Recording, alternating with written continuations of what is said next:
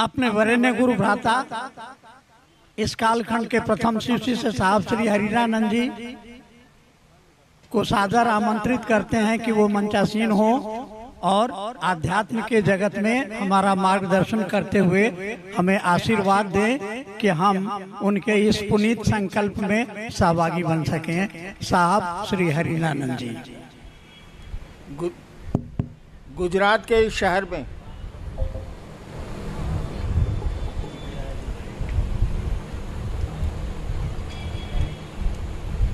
आपने आयोजन किया शिव गुरु महोत्सव का, और मेरा सौभाग्य कि मुझको यहाँ आने का अवसर मिला, सुअवसर मिला।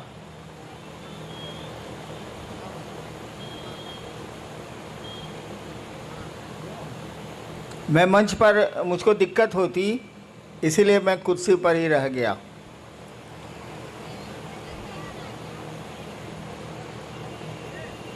अब शरीर बूढ़ा हुआ ना भाई, 72 में घुस गया मैं, 72। 1990 से शिव कार्य हमने शुरू किया था बिहार की राजधानी पटना शहर से। वहाँ मैं दंडाधिकारी था पटने का।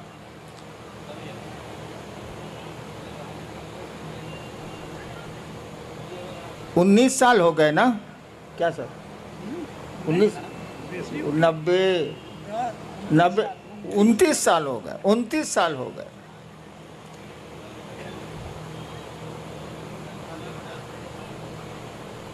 पहले तो इस बात को आप समझ लीजिए, शिव शिष्यता में आदमी गुरु नहीं है। शिव शिष्यता में इंसान आदमी गुरु नहीं है।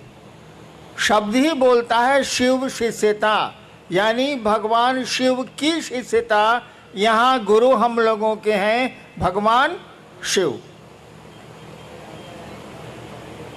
यहाँ किसी को गुरु मत मानिएगा, गुरु मत समझिएगा। शिव शिष्यता में सभी शिष्य हैं, सभी भाई बहन हैं। गुरु तो एक है, जो महादेव है, जो शिव है।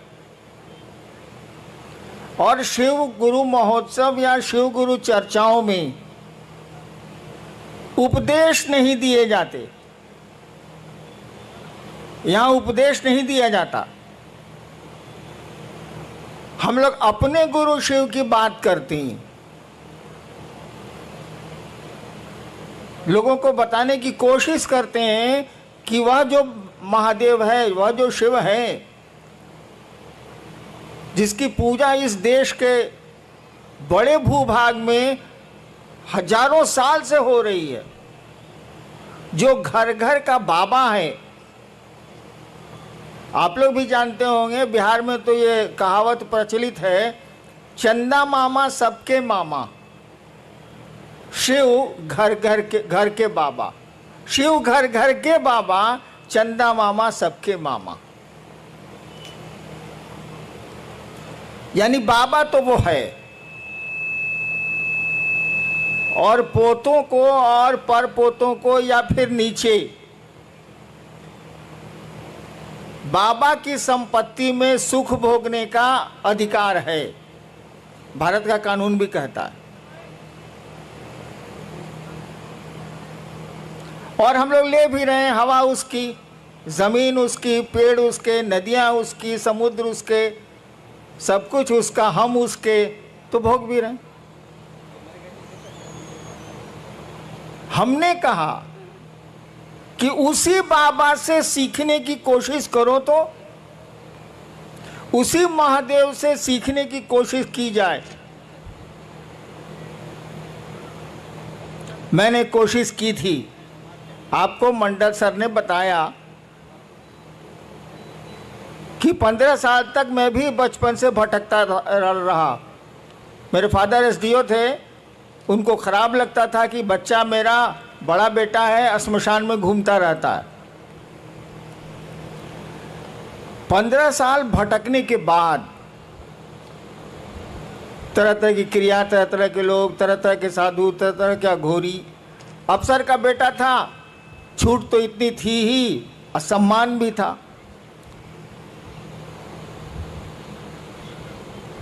एक दिन स्मशान में बैठ के मैं सोच रहा था कि इतने साल तो मैंने बर्बाद कर दिए, पढ़ाई भी छूटी, पढ़ाई में मन कम लगेगा, रात भर मसान में कोई रहेगा तो पढ़ेगा क्या हो।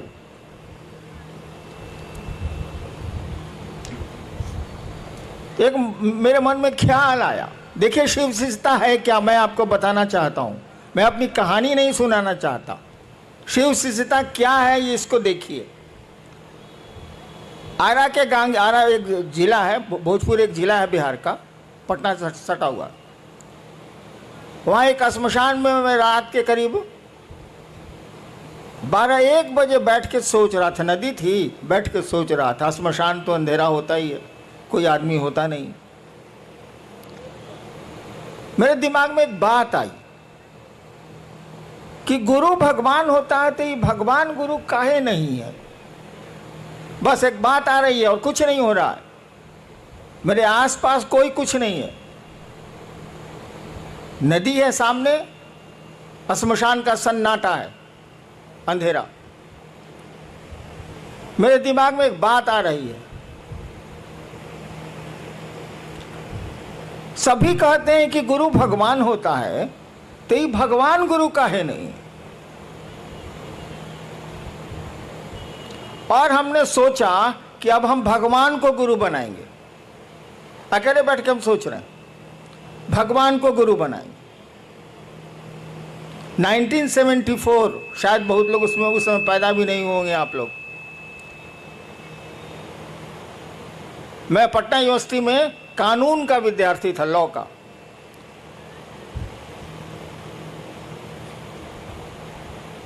और जब मैंने सोचा कि मैं भगवान को गुरु बनाऊंगा तो भगवान की तो कोई छवि मेरे दिमाग में थी नहीं, मैं तो श्मशानी था। मेरे पिताजी मेरी माँ को कहा करते थे, वो बिहार के टॉपर थे, मेरी माँ को मेरे पिताजी कहा करते थे, अब दोनों नहीं है, कि जानती है मलकिनी, शिव को भगवान कहा जाता है भारतीय किताबों में। तो मैं गुजरता रहता था तो सुनता रहता था, हमको मतलब कुछ था नहीं। शिव को भगवान कहा जाता है, वह तो मैं अब मैं भी खुद समझा लूंगा कि शिव को ईश्वर कहा जाता है, महेश्वर कहा जाता है, क्या नहीं कहा जाता है, और ईश्वर को शिव कहा जाता है। लेकिन उस दिन मेरे दिमाग में कुछ नहीं था, खाली यही सुन रखा था मैंने कि शिव को भगवान कहा जाता है। तो जैसे मेरे दिमाग में आई ये बात कि मैं अब भगवान को गुरु मानूंगा, अब इंसान को मानूंगा ही नहीं, तो शिव मेरे दिमाग में आए। बाबूजी तो कहते हैं कि शिव ईश्वर का नाम है। मैंने शिव को गुरु मान लिया उसी क्षण। नवंबर का महीना था, देखिए आज 30 नवंबर भी है, तिथि तो याद नहीं है, यही महीना था वो। और यहाँ तो ठंड पड़ती नहीं है, उस इलाके में थोड़ी ठंड आ गई। और मैंने शिव को गुरु मान लिया, सो मोटो, मैंने हिंदी बोलूं तो अपने मन से। किसी ने हमको नहीं बताया, ना मैं जानता था कि शिव गुरु है, मुझे कुछ पता नहीं था, मैंने मान लिया। आगे की घटनाएं तो बहुत लंबी चौड़ी हैं। मैं ये आपको सुनाना चाहता हूं कि मात्र एक ख्याल, मात्र एक विचार मेरे मन में उठा था 1974 के नवंबर में। मैं कॉलेज का विद्यार्थी था और उस ख्याल पर मैं खड़ा रह गया,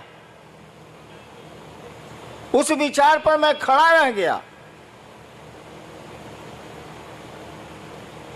और आगे की घटनाओं ने ऐसा मोड़ दिया। आपको तो विश्वास भी है शिव पर। मैंने तो क्रिया खाई थी कि 3 काम मैं नहीं करूंगा। आप आसमान से उतरेंगे जैसा फोटो में दिखते हैं, मैं आपसे कुछ नहीं सीखूंगा। आदमी के रूप में आइएगा और कहिएगा मैं ही महादेव हूं, मैं आपसे कुछ नहीं सीखूंगा। और उसी समय ये क्रिया भी हम खाए थे। और तीसरी शर्त मैंने बनाई थी कि जब गुरु ही बदल लिया, जब मास्टर मेरा बदल गया, तो पहले का मास्टर साहब का पढ़ाई कौन सी पढ़ना है। और मैंने छोड़ दिया, छोड़ भी दिया, उसी क्षण से छोड़ दिया। आगे की घटनाओं ने मुझको 8 साल में बताया। 8 साल तक मैं चुप रहा, किसी से कुछ नहीं बोलता था। अरे डिप्टी कलेक्टर था, ये काम करना ही है, कचहरी जाना ही है, ये करना वो करना, वो करता था। अपनी पत्नी को छोड़ के मैंने किसी को नहीं कहा कि मैंने शिव को गुरु माना। 8 साल तक मैं चुप रहा। मुझको लगता था कि आदमी धोखा देगा तो उसको पकड़ के चारों गाड़ियों देंगे, सारा ही महादेव धोखा देगा तब क्या करेंगे, इसलिए मैं बोलता ही नहीं था कि ना बोल पे नहीं करेंगे। और मंडल सर ने बताया कि जब मैं मधेपुरा में मजिस्ट्रेट था और पुराने मित्र मेरे श्मशानी आए मिलने के लिए, तो उन लोगों ने कहा कि हमको मालूम है। हम कह रही साला हम तो जानबे ना, हम किसी को बोल भी नहीं किए, इसको कैसे मालूम है कि शिव गुरु है। तब उन लोगों ने बताया कि किताब में तो लिखा हुआ है कि शिव गुरु है। तब माथा पीटा, जब किताब में लिखा हुआ है कि शिव गुरु हैं, घर में लइका नगर में ढिढोरा, सारा महादेव घर घर का बाबा है, और तब कहाँ पर हुआ रहे हैं लोग भाई। अपने बाबा को गुरु मानेंगे, देखेंगे पढ़ाता है कि नहीं पढ़ाता है, नहीं पढ़ाता है तब कहेंगे कि साला नहीं पढ़ाता है, लेकिन वो पढ़ाता है, वो गुरुओं का गुरु है। जगत गुरु शास्त्रों ने उसको कहा है, विश्व गुरु कहा जाता है शिव को।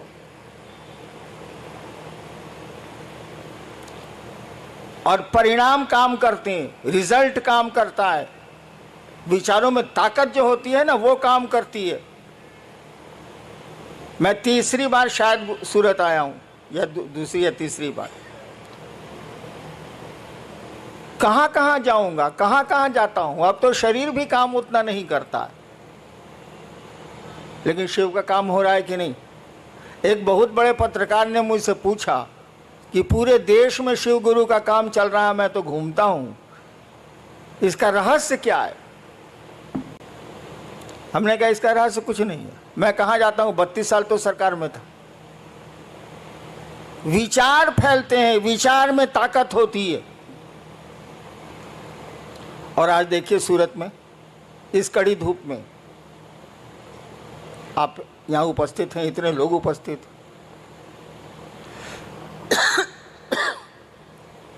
आइए देखते हैं कि आपने लिख के क्या भेजा है। ज़्यादा देर बोलूँगा तो मैं 4 महीने से बीमार हूँ, इसलिए बीच में ब्रेक दे रहे हैं। देखते हैं आप क्या लिख के भेजे हैं। जी आर.के. यादव इच्छापुर सूरत से, इनकी जिज्ञासा है कि रांची से नमः शिवाय करने के लिए बल दिया जा रहा है, क्या यह सही है? यदि सही है तो नमः शिवाय कैसे किया जाए, कृपया बताने की कृपा की जाए। शायद आर.के. यादव जी को मालूम नहीं है, लिखे हैं रांची से। रांची में पागल खाना भी है। एक कहानी है कि एक बार पंडित नेहरू जी जब प्रधानमंत्री थे तो गए देखने पागल खाना। उड़ती हुई खबर है, हम लोग सुना है। पंडित नेहरू जी जब प्रधानमंत्री थे भारत के तो गए कांके पागल खाना देखने, भारत सरकार का है ही तो एक पागल पूछा कौन है आप, उनसे प्रधानमंत्री जी से पूछा कौन है आप, तो कहा कि हम जवाहरलाल नेहरू प्रधानमंत्री भारत के। कहा हटते हैं कि नहीं यहाँ से, जे आता है यहाँ प्रधानमंत्री अपने को बोलता है हटिए हटिए यहाँ से। यादव जी ने गलती कर दी, लिख दिया रांची से, तो वहाँ पागल खाना भी है। और रांची का लोग अमूमन जो कांके ब्लॉक है, कांके ब्लॉक में रहता है, हम उसी में पहले रहते थे, इसीलिए मेरा थोड़ा ढीला भी है। मैंने कहा है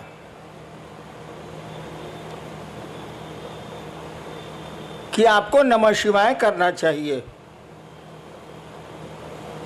आज तक तो सिस्टम रहा है कि मंत्रों को गोपनीय रखा गया, लेकिन शिव शिष्यता में क्या गोपनीय रखा जाए, हमको बताइए आप।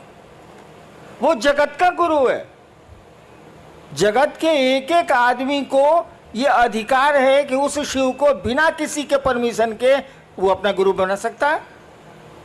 विश्व गुरु है वो, तो उसकी चीजें कैसे गोपनीय रह सकती हैं? जिसके 5 चेला हो वो ना गोपनीय रखेगा, जिसका संसार ही चेला बन सकता है वो क्या गोपनीयता? तो हमने कहा कि आप नमः शिवाय करें, इस पंचाक्षर को करें आप, इससे आपके लौकिक कष्ट भी कम होंगे और थोड़ा मन भी आपका शिवगामी होगा, शिव की ओर चलेगा। नमः शिवाय करने का तो 2 ही तरीका है। एक, आप किसी माला पे कर सकते हैं 108 बार। दूसरा, सांस प्रश्वास भी एक माला है। माला कई तरह की होती है, कमल गट्टे की भी होती है, रुद्राक्ष की भी होती है, किसी चीज़ की हो सकती है, तुलसी की भी होती है।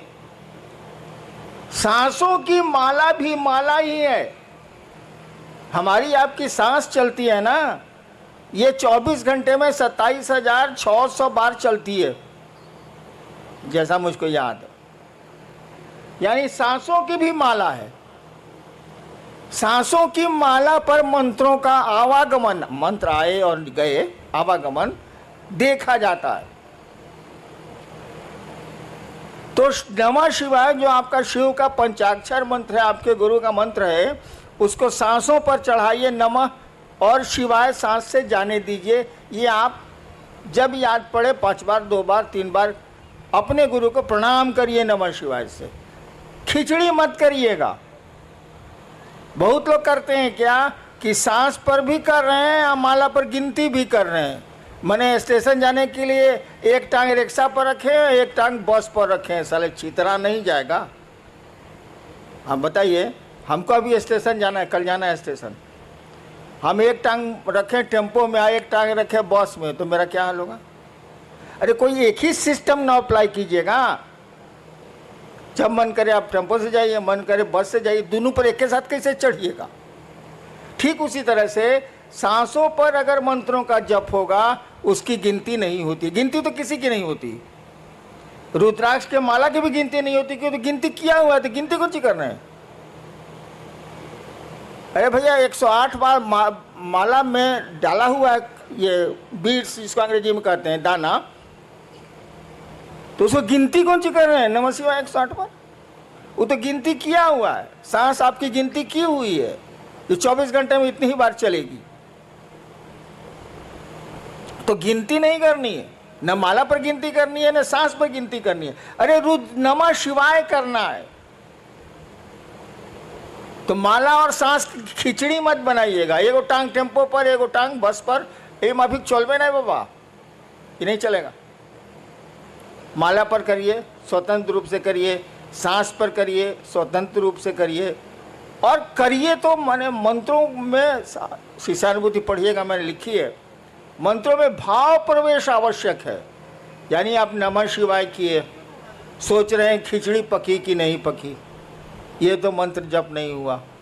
नमः शिवाय किया तो सोचिए कि अपने शिव को, नमः शिवाय का मानी क्या है? शिव को प्रणाम। नमः शिवाय किया तो सोचिए कि शिव को प्रणाम आपका मन कर रहा है।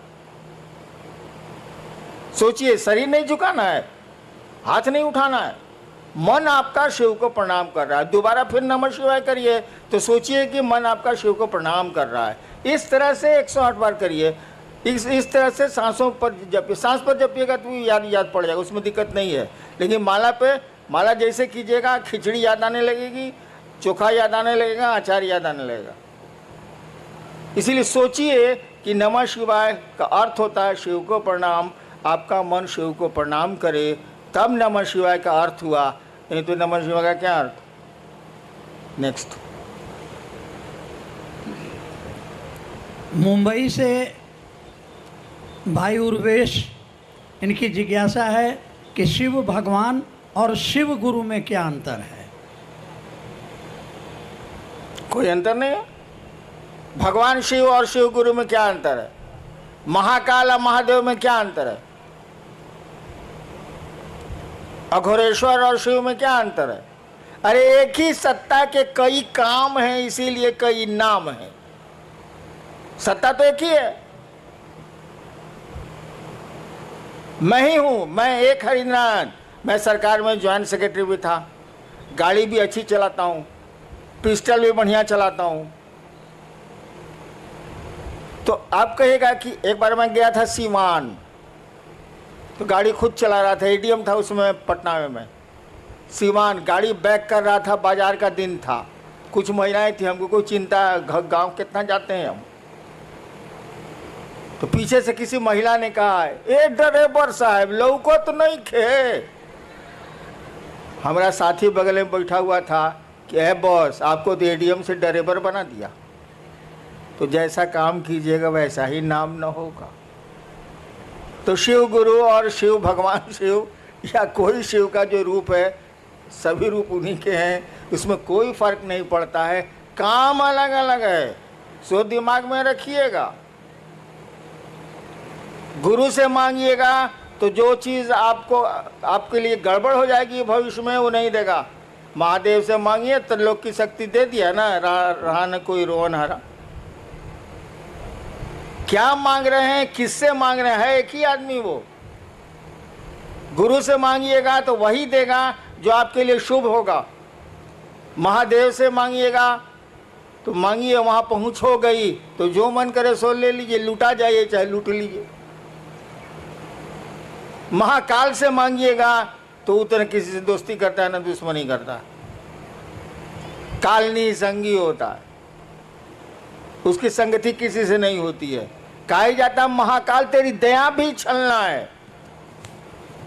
महाकाल से दया मांगिएगा तो वो छल देंगे। कहे काल किसी का दोस्त होता ही नहीं, न किसी का दुश्मन होता है न किसी का दोस्त होता है। सत्ता तो वही है, एक ही शिव हैं, वही ज्ञानदाता के रूप में गुरु हैं, वही महाकाल हैं, वही सब कुछ। नेक्स्ट, ये सूरत पांडेसरा जगह है, भाई आशीष सिंह हैं, इनकी जिज्ञासा है कि आओ चलें शिव की ओर, इस पंक्ति का भावार्थ समझाने की कृपा करें। भावार्थ, शब्दार्थ नहीं बुझा रहा है। एक बार ऐसे ही हमने बोल दिया था, कैद मांगी थी रिहाई तो नहीं मांगी थी। अब चर्चा में इस पर जिज्ञासा हो गई हमको कि इसका क्या अर्थ हुआ। हमका महाबकलोल है सब। अरे कैद मांगी थी, मैंने जेल मांगा था, इस साला हमको छोड़ का दिया, ये पूछना क्या है। कैद मांगी थी रिहाई तो नहीं मांगी थी। हम कहा था कि महादेव से कहा है कि हमको बांध के रखिए अपने शिव भाव में, आप छोड़ देते हैं तो धरती हमको पैर देती है, इसीलिए कहा था कि कैद मांगी थी रिहाई तो नहीं मांगी थी। ठीक उसी तरह से मैं एक दिन चर्चा करके उठा, नहीं उस दिन मैं कुछ बोला ही नहीं। अचानक हमने कहा किसी को कुछ कहना है तो कोई कुछ नहीं बोला, तो हमने कहा हमको कुछ कहना है, और हमने एक शब्द कहा था, एक वाक्य कहा था, आओ चलें शिव की ओर। वही आजकल आपका स्लोगन भी हो गया है, आओ चलें शिव की ओर। मैंने ही कहा था ऐसे ही कि आओ चलें शिव की ओर। अरे धरती पर आए, यहाँ से जाना है ही, यहाँ बहुत सारा काम करते हैं हम लोग। एक काम और करें कि मन को समझा लें कि चलो शिव की ओर यार, कहाँ फंस गए हो। दुनिया में रहो जरूर, लेकिन दुनिया के राह हो के राह मत जाओ, बहुत खराब स्थिति। तो आओ चलें शिव की ओर, इसका भावार्थ बहुत गूढ़ है, बहुत गूढ़ है। उस स्टेज पर आपको आना होगा तभी समझ में आएगी बात कि आओ चलें शिव की ओर। एक सुदूर क्षितिज से आती हुई मध्यम मध्यम आवाज़ है जो इंसान को बोल रही है, आओ चलें शिव की ओर। उस आवाज़ को कोई सुन पा रहा है, कोई नहीं सुन पा रहा है। नेक्स्ट, मुंबई से हैं भाई रामनाथ ठाकुर जी। साहब श्री कहते हैं कि शिष्य भाव जागरण के लिए, हे शिव आप मेरे गुरु हैं, मैं आपका शिष्य हूँ, मुझ शिष्य पर दया कर दीजिए। इस मूक संवाद को प्रतिदिन बारंबार संप्रेषित किया जाए।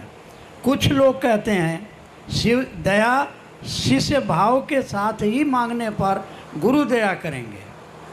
कृपया स्पष्ट किया जाए कि दोनों विरोधाभासी क्यों लगते हैं। ये बात ही, सवाल ही हमको स्पष्ट नहीं हो रहा है। क्या इसका अर्थ क्या हुआ? सवाल का अर्थ क्या हुआ? अरे आप समझाइए ना, क्या इसका माने हुआ? एक पक्ष कह रहा है कि गुरु से दया मांगिए, प्रतिदिन संप्रेषित कीजिए। दूसरा व्यक्ति कह रहा है कि जब तक आप भाव से नहीं मांगिएगा आपको दया नहीं मिलेगी। इतना ही बात ना है? जी जी। सुन लिया ना? एगो साधु जी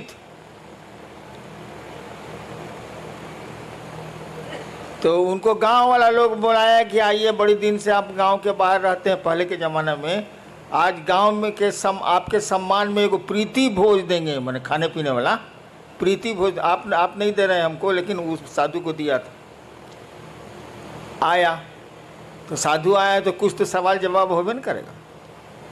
तो कुछ लोगों ने पूछा कि बाबा बताइए, भगवान है कि नहीं है? तो साधु बोला कि कौन लोग कहते हैं कि भगवान है, जरा हाथ उठाएं।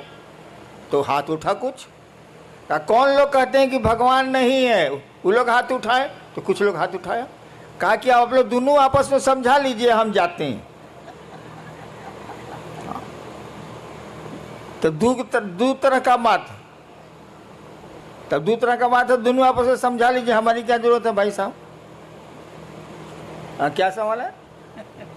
वही है कि दया के साथ अरे बेवकूफ, वो सब आपको नहीं बोल रहे हैं हम भी वही हैं, प्रश्नकर्ता को बोल रहे हैं। अरे भाव क्या है भाई? पत्नी का भाव है आप में, पुत्र का भाव है आप में, पिता का भाव है आप में? है? मेरा का भाव है कि आपकी चप्पल कहाँ है, आपके पॉकेट में पैसा कितना है, आपका घर कहाँ है, घर कौन सा है, सब पहचानते हैं आप। पैसवा नहीं बोल रहा है कि ये भैया ये भैया ये भैया हम 502 रुपया बनी। आप जानते हैं कि 502 रुपया मेरे पॉकेट में है, इसलिए कि आपका पैसा है वो। एक चीज होती है विचार, एक चीज होता है भाव। विचार दिमाग से उठते हैं, थिंकिंग है विचार, थॉट है। यह विचार कि हे शिव आप मेरे गुरु हैं, एक विचार है ये। लेकिन देखिए वाक्य में हे शिव आप मेरे गुरु हैं, ये मेरा आपका छिप रहा है। जहां मेरा सामने आया कि मेरे गुरु हैं, तब फिक्र हो जाएगी कि मेरी चप्पल कहाँ है, मेरा महादेव कहाँ है। और जब ये बात आपके दिमाग से दिल में उतरेगी तो भाव है। भाव कुछ नहीं है बाबू, जो बात दिल से उठती है वो भाव है, जो बात दिमाग से उठती है वो विचार है, और कुछ नहीं है। तो कहा गया कि विचार को बार बार अपने दिमाग में आने दोगे तो ये दिल में प्रवेश कर जाएगा। उदाहरण दें, हम लोग बहुत जगह अफसर रहे हैं, बाबूजी भी अफसर रहे हैं, तो बदली होती रहती थी, अफसर कॉलोनी थी। पत्नी ने एक दिन आपसे कहा कि जो पड़ोसी है ना अफसर, वो बढ़िया आदमी है, सो आज केला भेजा था बच्चों के लिए। ठीक, ये विचार है, सूचना आपको मिली है। फिर दूसरे दिन पत्नी ने कहा कि उसकी बीवी कद्दू भेजी है सब्जी के लिए। खाली आपके दिमाग में न्यूज आ रहा है, विचार आ रहा है। धीरे धीरे आपको लगेगा कि पड़ोसी बढ़िया आदमी। एक दिन आपकी पत्नी ने कहा कि देखिए ना उसको बुखार लग गया है उनके बचवा को, तो आप कहेगा चलो ना दिखाते हैं। देखिए अब दिमाग से बात दिल में आने लगी, उसके बच्चे को देखने आप जाने लगे। इसका उल्टा देखिए, आपका बच्चा फूल तोड़ने पड़ोसी के यहाँ गया, डांट दिया पड़ोसी ने, आके आपको बोला कि मम्मी मम्मी मम्मी हमको डांट दिया, फूल तोड़ने गए थे। ठीक, एक सूचना आपको मिली, एक विचार आपके दिमाग में घुसा। फिर दूसरे दिन ऐसा ही कुछ हुआ, फिर तीसरे दिन ऐसा ही कुछ हुआ।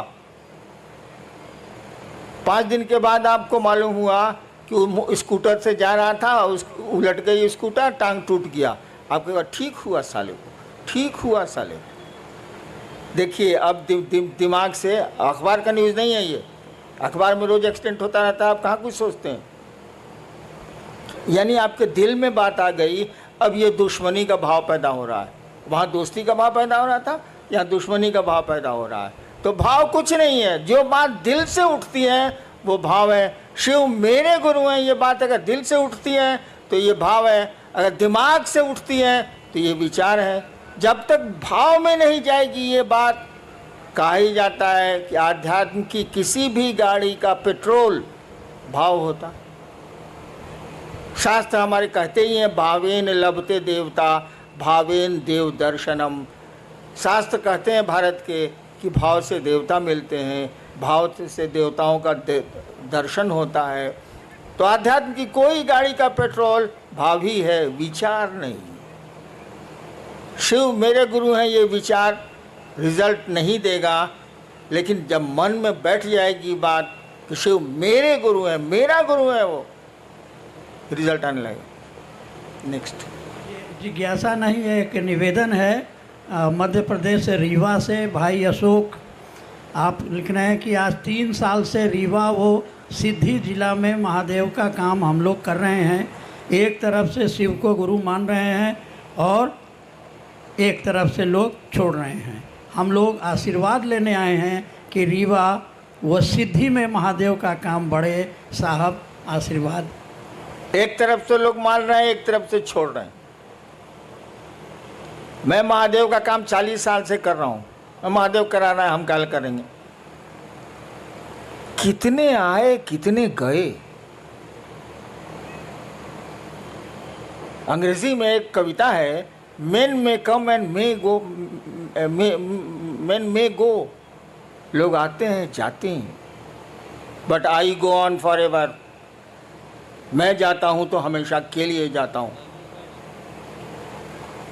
तो किसकी चिंता करोगे, कौन आया कौन गया। महादेव की दया जिस पर हुई वो रहेगा। हैं लोग कि नहीं मेरे साथ। मैं इनका विद्यार्थी था कॉलेज का 67 में। यही जो मंडल जी पढ़ रहे हैं जिज्ञासा, इनको मैं ज़बरदस्ती, उस समय शिव गुरु नहीं थे मेरे, ज़बरदस्ती एक दिन श्मशान ले जाता था, दूसरे दिन कब्रिस्तान ले जाता था। 1 साल कंटिन्यूअस। जबकि मेरे प्रोफेसर लेक्चरर थे, मैं विद्यार्थी था इनका फर्स्ट ईयर का। इनको मैं ही पकड़ के ले जाता, चलिए मसान। तो जिसको टिकना है वो टिकते ही हैं, जिसको नहीं टिकना है उसको कितना टिकाओगे। हाँ, महादेव से दया जरूर मांगो कि सभी टिकें, सभी रह जाएं, कोई छूटे नहीं, कोई टूटे नहीं। कोशिश तो हम लोग यही होनी चाहिए। करो, आगे बढ़ो। भाई मनोज सिंह है सूरत से। क्या शिव को गुरु बनाने के उपरांत भी पारंपरिक गुरु दीक्षा लेना आवश्यक है? किसी भी अनुष्ठान या मुहूर्त में लोगों द्वारा पारंपरिक दीक्षा द्वारा शरीरधारी गुरु द्वारा गुरुमुख होने का दबाव बनाया जाता है। भाई मेरे भी बिया में बनाया था। आप ये नहीं कह रहे हैं कोई सब अनुष्ठान करने के पहले पंडित मैंने कहा जाता है कि आपके गुरु कौन है। मेरी शादी स्टेट में है, चली गई पत्नी मेरी शादी में भी यही हुआ था। स्टेट का पंडित था, पंडित जी थे बेचारे, मर गए, कहा हम था। बोले आपके गुरु बउआ जी कौन है? तो हमारी तो बोली तो भाई सिवान वाली थोड़ी खराब है। हमने कहा कोई साला मेरा गुरु नहीं है। तो लोग बका गया कि लड़का है ब्याह के मंडप पर बैठा हुआ, कहता है कोई साला मेरा गुरु नहीं है। तब मेरी पत्नी से पूछा, उस समय पत्नी हुई नहीं थी, वो होने वाली थी 2 घंटे के बाद। पत्नी से पूछा कि आपके गुरु कौन है? बोले कोई नहीं। तो पंडित जी बोले कि चलिए शिव को गुरु मान लीजिए। हम कहा मैं नहीं मानूंगा। पत्नी ने कहा हम मान लेंगे। इसीलिए बाद में कहती थी कि आपसे हम सीनियर हैं। हम कहा तुम ब्याह करने के लालच में मानी हो, हम लालच में नहीं माने। हाँ, तो हम बिना गुरुए के ब्याहो कर लिया, तुम इसी की चिंता में पड़े हो जी। बट इससे बड़ा कोई अनुष्ठान होता है ब्याह से ज़्यादा बड़ा? मस्ती सुनो, कहो कि शिव मेरे गुरु हैं, दीक्षा की क्या जरूरत है? गुरु की दया ही दीक्षा होती है। दीक्षा का मानी समझते हो यार? जी, एक कई लोगों की ये जिज्ञासा है, जिसमें मुंबई कल्याण से हैं भाई सुनील मौर्य। तो शिव को गुरु बनाने के बाद भी कठिनाइयाँ पीछा नहीं छोड़ रही। इसकी क्या वजह हो सकती है? एक तो आप नमः शिवाय अगर ठीक से करते हैं, 108 बार अगर माला पर करते हैं, माला 108 की होती ही है, या टुकड़े टुकड़े में सांस पर नमः शिवाय से अपने गुरु को प्रणाम करते हैं, तो बाधाएं कम हो जाएंगी, कठिनाइयां कम हो जाएंगी। नमः शिवाय आपके कष्टों को कम करने की का बहुत सुंदर मेडिसिन है, औषधि है वो, उसको करिए।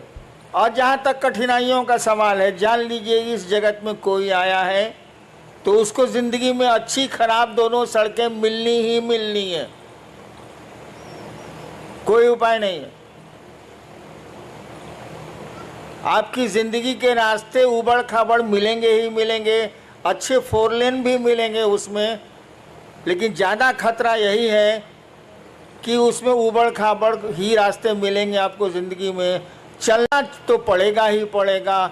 होशियारी इतनी ही है कि सवारी बढ़िया कर लीजिए। अगर ट्रैक्टर से जा रहे हैं उबड़ खाबड़ में तो कमर टेढ़ी हो जाएगी, स्कॉर्पियो से चले जाइए तो कमर नहीं टेढ़ी होगी, खाली जर्क महसूस होगा। तो ज़िंदगी के रास्ते तो उबड़ खाबड़ मिलेंगे, सवारी ठीक कीजिए, शिव की सवारी लीजिए, जर्क तो उसके बाद भी महसूस होगा लेकिन कमर टेढ़ी नहीं होगी।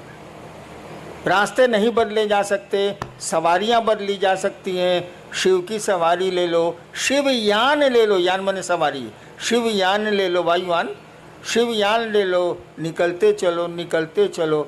थोड़ा बहुत तो जर्क लगता ही लगता है, अच्छी सड़क मिलेगी तो नहीं लगेगी। जीवन में कठिनाइयाँ आएंगी ही आएंगी। धरती पर जो भी आया है आज तक परेशानियों में रहा है वो, और उसमें उसने काम किए हैं। पहाड़ों पर वो चढ़ते हैं जिनको चढ़ना होता है, नहीं तो सीढ़ियां भी पहाड़ होती, इंसान के लिए सीढ़ियां भी पहाड़ होती हैं। और कोई है जो एवरेस्ट पर भी चढ़ता है और जिसका नाम होता है शेरपा तेंजिंग, दुनिया जानती है उसको। और कुछ लोग मिलेंगे कि आपके घर नहीं आ सकेंगे, एक पहला मंजिल पर आपका रहने का है, बड़ी दिक्कत है। कुछ लोग सीढ़ियों को पहाड़ बनाते हैं, कुछ लोग पहाड़ को सीढ़ियाँ इन इसीलिए इन चीज़ों से नहीं घबराना है। परेशानियाँ हो आगे बढ़ो, शिव की ओर बढ़ो, तभी मज़ा है, तभी किसी रिजल्ट का मज़ा है, नहीं तो कुछ मज़ा वजह नहीं। चलना चाहिए क्या? आयोजक गण क्या मुझको अनुमति देंगे? चलिए भाई, सूरत का ये शिव गुरु महोत्सव, बैठिए आप लोग। एक मेरी दिल की इच्छा बताता हूं आपको, शायद पूरी हो पाए या नहीं, आप कर पाए कि नहीं। सूरत में मैं शिव की सूरत देखना चाहता हूं, उस महादेव की।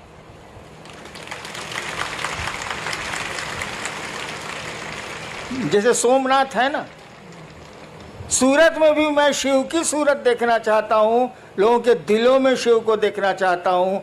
आप मदद करें, आप सहयोग करें, महादेव दया करें। आपको प्रणाम। भजन शुरू करो। सगर